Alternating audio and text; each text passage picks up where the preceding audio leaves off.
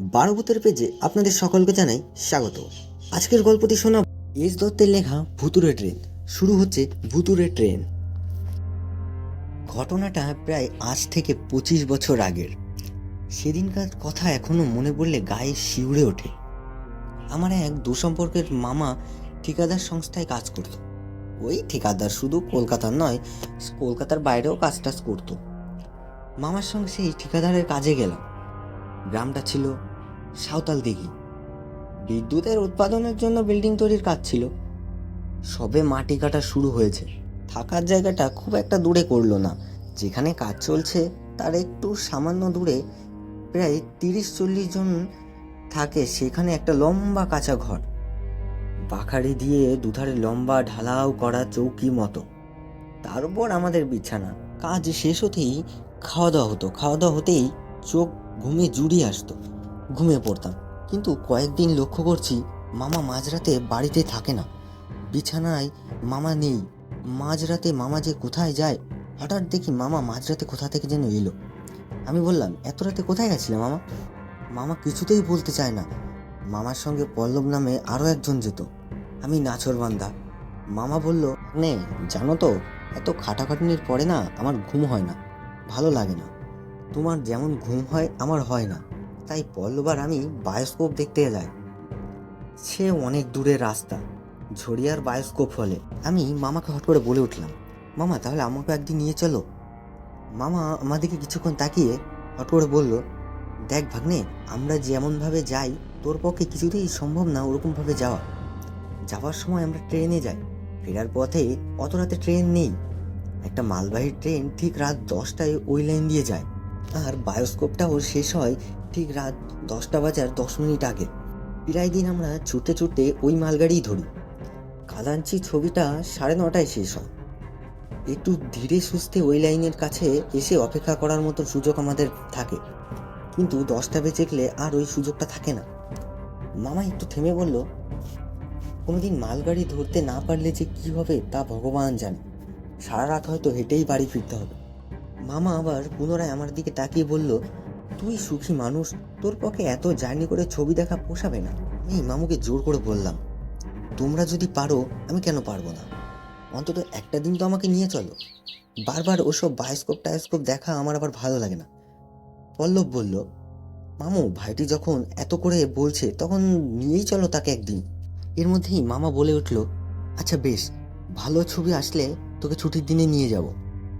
প্রায় 1 মাস অতিরিক্ত কাজ হওয়ার কারণেই কোথাও যাওয়া হয়ে উঠল না। কোনো কারণবশত পরপর 2 দিন শনি রবি ছুটি থাকায় শুক্রবার বায়োস্কোপ দেখব বলে স্থির হলো। আমরা সন্ধ্যা 7টা নাগাদ টিকিট কাউন্টারে পৌঁছে গেছি। পৌঁছে মামা 3টে টিকিট কাটলো। হলঘরটা শহরের হলের মতো নয়, চারদিক কাঁচা বেড়া ত্রিপল ইত্যাদি দিয়ে ঘিরে হলো। একটাই শো, রাত 7টা থেকে 10টা। ছবিটা বেশ ভালো লাগছিল, কিন্তু ঘন্টাখানেক ছবিটা চলার পর যান্ত্রিক গোলযোগের জন্য বায়োস্কোপটা বন্ধ হয়ে গেল। ছবি ঘরের লোকেরা তো চেঁচামেচি শুরু করলো, কি ব্যাপার, কি হচ্ছে এগুলো? বললো, বাইরে গিয়ে ফিরে এসে বলল, মামু আজ আর হয়তো বায়োস্কোপ দেখা আমাদের পক্ষে হবে না। ফিল্ম কেটে গেছে, জুড়ে লাগাতে হবে, তাতে অনেকটাই সময় লাগবে।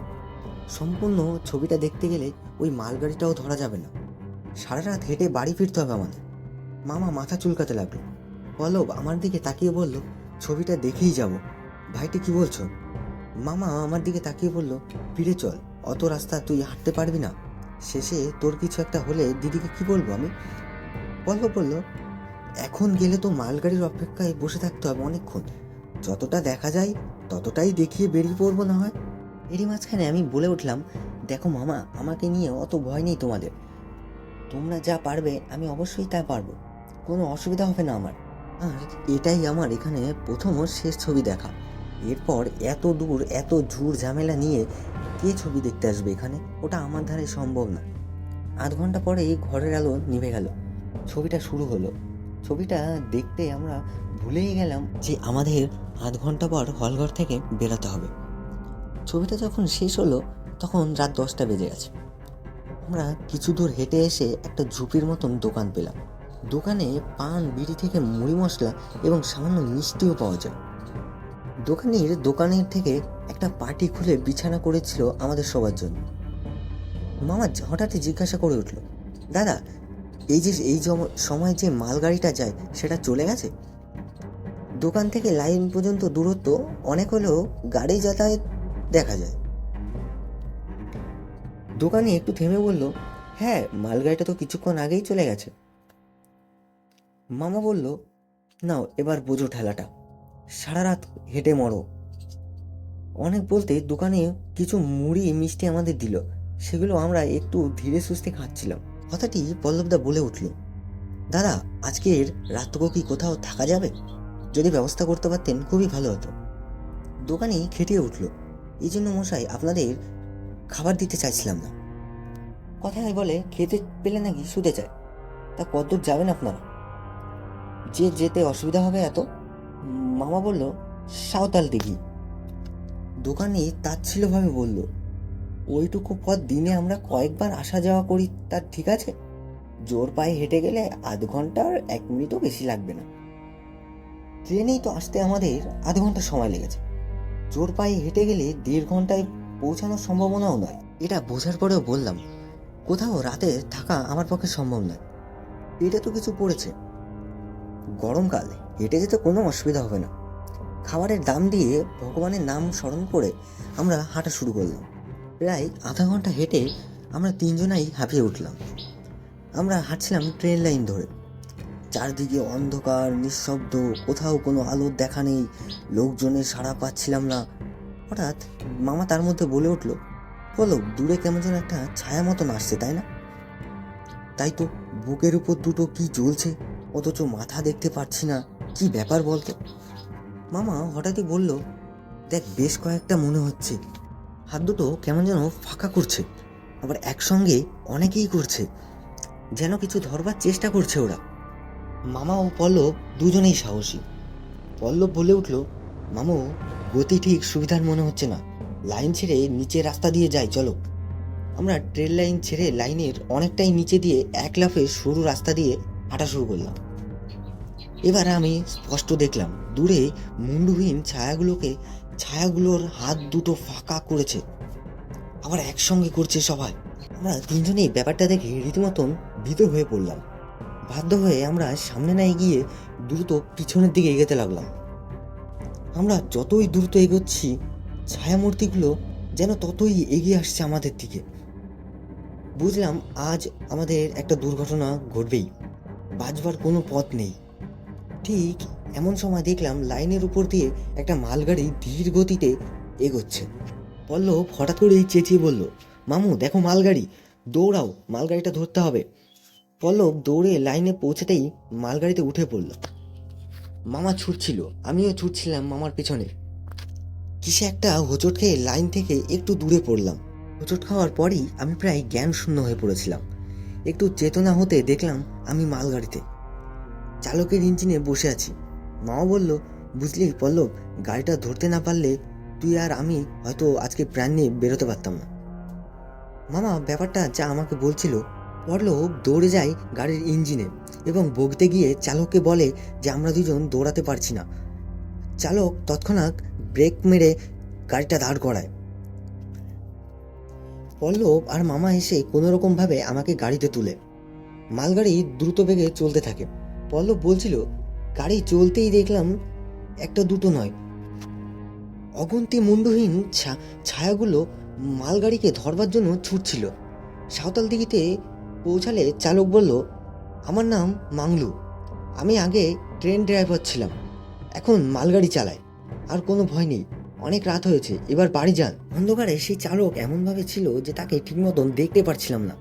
আমি বললাম, দাদা আপনার গাড়ি না এলে হয়তো এই ছায়ামূর্তিগুলো আমাদের ধরে ফেলতো, এরই জন্য আপনাকে জানাই অসংখ্য ধন্যবাদ। আচ্ছা ওই ছায়াগুলো কি আমাদের কি মেরে ফেলতো ওরা? মাংলু বলল, ধন্যবাদের কিছু নেই, সবই ওপরওয়ালার ইচ্ছা।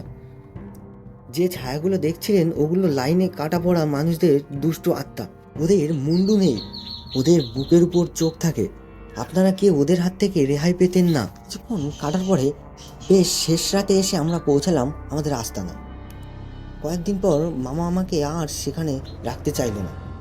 কলকাতার টিকিট কেটে বলল, তুই বাড়ি যা, যা, না হলে দুর্ঘটনা হতে পারে। তোর কিছু একটা হলে দিদিকে আমি কি জবাব দেবো বল? স্টেশন মাস্টারের সঙ্গে মামার একটু ভালো পরিচয় ছিল। মামা কথায় কথায় এরকম যেচেই বলল, বুঝলেন দাদু, গেল শুক্রবার রাতে ঝড়িয়ার বায়োস্কোপ দেখতে গিয়েছিলাম। সে গিয়ে কি না বিপদে পড়েছিলাম। আমার জন্য ভাবি না আমি, ভাগ্নের কিছু একটা হলে দিদির কাছে আমি কি মুখ নিয়ে যেতাম বলো? তাই ভাগ্নেকে বাড়ি পাঠিয়ে দিচ্ছি। স্টেশন মাস্টার মামার দিকে কিছুক্ষণ আশ্চর্যজনকভাবে তাকিয়ে বলল, তোমরাই তাহলে শুক্রবার রাতে অর্থাৎ শনিবার মধ্যরাতে ওই মালগাড়ি করে এসেছিলে?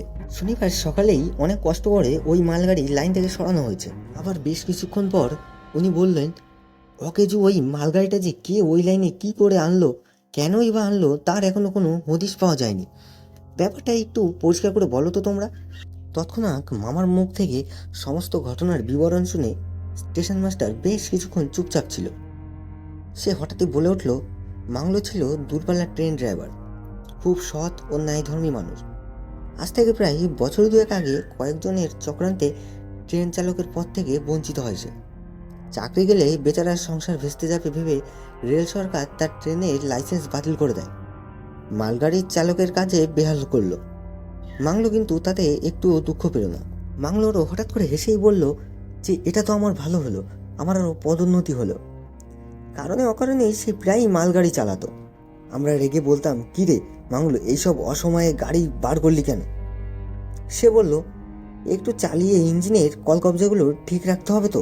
তাছাড়া কাল আবার আমাকে কয়লা নিয়ে যেতে হবে ওই ঝড়িয়া গ্রাম থেকে।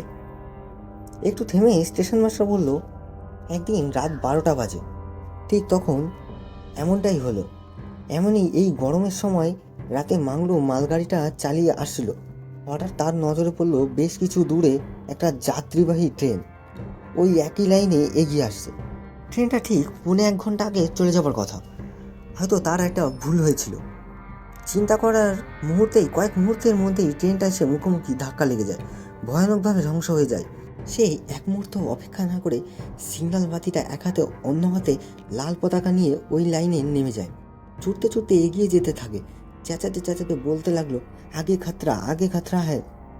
ট্রেন চালক দূর থেকে মাংলুকে দেখে সন্দেহ হতে ট্রেনের গতিবেগ কমিয়ে ট্রেন থামানোর চেষ্টা করে। ট্রেনের গতি কমিয়ে থাকতে থাকতেও ওই মালগাড়ির সামনে এসে একটু ধাক্কা লেগে যায়, কিন্তু তাতে ট্রেনের ভিতর যাত্রীদের বিশেষ ক্ষতি হয়েছিল না। তেমন কিছু ক্ষতি না হলেও মাংলু সেই ট্রেনের পিষ্ট হয়ে মারা যায়। তাই শরীরটা টুকরো টুকরো হয়ে যায়, চারিদিকে ছড়িয়ে পড়েছিল তার। বেচারা মাংলু নিজে মরে কয়েক হাজার যাত্রীর প্রাণ বাঁচিয়েছিল। একটু থেমে স্টেশন মাস্টার পুনরায় আবার বলতে লাগলো, এর কয়েক মাস পর একদিন গভীর রাতে এখানকার টিকিট চেকার দেখলো মাংলুর মালগাড়িটা ওই লাইনের উপর দিয়ে যেতে। সে দুজনকে নিয়ে ওই মালগাড়িতে করে যাচ্ছিল। টিকিট চেকারও দুজনকে নিয়ে মালগাড়ির কাছে যেতেই গাড়ি থেমে গেল। গাড়িতে ইঞ্জিন, বগিতে কোনো চালকের বা কাউকেই দেখতে পেল না সে। তারা দেখেই আশ্চর্য হয়ে গেল। এমনটাই এই 2 বছরে কয়েকবার চালকহীন মালগাড়িকে দেখা গেছে। সকালে আমরা গাড়িটাকে অন্য লাইনে রেখে আসতাম, পরের দিন বুঝতাম মাংলুর আত্মাই ওই মালগাড়ি চালায়। কিছুক্ষণ সবাই নিঃশব্দ হয়ে গেল। তার কিছুক্ষণ পরে আমি বলে উঠলাম, আশ্চর্য বেচারা, মাংলু নিজে মরে শত শত মানুষকে বাঁচালো, মরার পরও আবার আমাদেরও বাঁচালো। কি আশ্চর্য ব্যাপার। কিছুক্ষণ পর কলকাতার ট্রেন এসে প্ল্যাটফর্মে দাঁড়ালো। মামা আমাকে গাড়িতে উঠিয়ে দিল। ট্রেনের হুইসেল দিয়ে ট্রেন চলতে শুরু করলো। মামা ছুটতে ছুটতে বলল, ভাগ্নে, কলকাতায় গিয়ে আমাদের ভুলে যেও না, গিয়ে আমাদের চিঠি দিও। চিঠি না পাওয়া পর্যন্ত আমি চিন্তায় থাকবো। ট্রেনের মধ্যে বসে মাংলুর কথাই ভাবছিলাম। মনে মনে বলছিলাম, যদি কোনো দিন সুযোগ হয় তবে মাংলুর এই আশ্চর্য কথা আমি লিখবই। হয়তো কেউ বিশ্বাস করবে না করবে করুক, তাতে আমার কি। তবে আমরা 3জন তো জানি যা ঘটেছিল। আমরা 3জন তো ব্যাপারটা কোনো মতেই অস্বীকার করতে পারবো না। তবে মামার কাছে আবার শুনেছি, এরই ঠিক 5 বছর পরে নাকি মামা আবার সেই সাঁওতাল দিঘিতে গিয়েছিল। ফিরে এসে বলছিল, আমাদের ওই ঘটনার পর ভুতুরে মালগাড়ি চলাচল আর কেউ কখনো দেখতে পারেনি। তো বন্ধুরা, ভিডিওটা কেমন লাগলো অবশ্যই আমাকে কমেন্ট করে জানাবে। তোমাদের একটা কমেন্ট আমাকে ভিডিও করতে মোটিভেট করবে। অবশ্যই আমার এই ভিডিওটিকে একটি লাইক এবং চ্যানেলটিকে সাবস্ক্রাইব করে রাখবে। আবারও দেখা হচ্ছে তোমাদের সঙ্গে নতুন কোনো ভুতুড়ে গল্প নিয়ে।